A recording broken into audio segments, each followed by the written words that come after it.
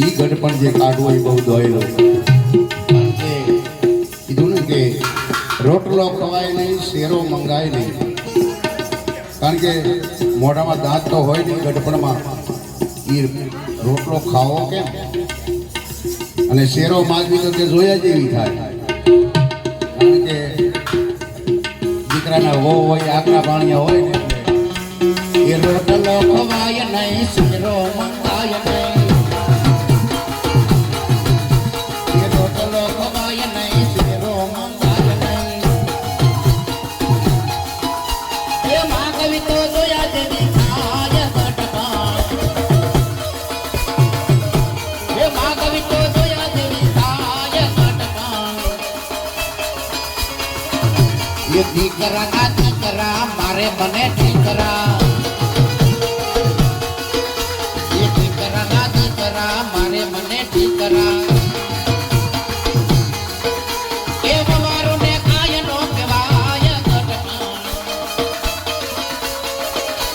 એ વવારો ને કાય નો કહેવાય ગઢપણ. એ ગઢપણ આ ગઢપણ ક્યાંથી આવ્યું ગઢપણ. એ ગઢપણ આ ગઢપણ ક્યાંથી આવ્યું ગઢપણ.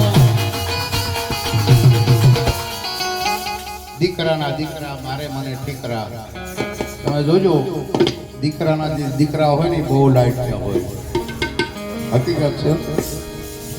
જો કે આપણે બીજાનું કોઈનું ન કહેવાય, મારી જ વાત કરું. મારા છોકરાના જે છોકરા છે ને એ મને એમ કે ટક ટક ન કરતા ને એક પાટો નાખીશ. બોલો હકીકત છે, સત્ય વાત કરું છો તમને. એટલે દીકરાના દીકરા મારે મને ઠીકરા. કે દીકરાના દીકરા મારે મને ઠીકરા.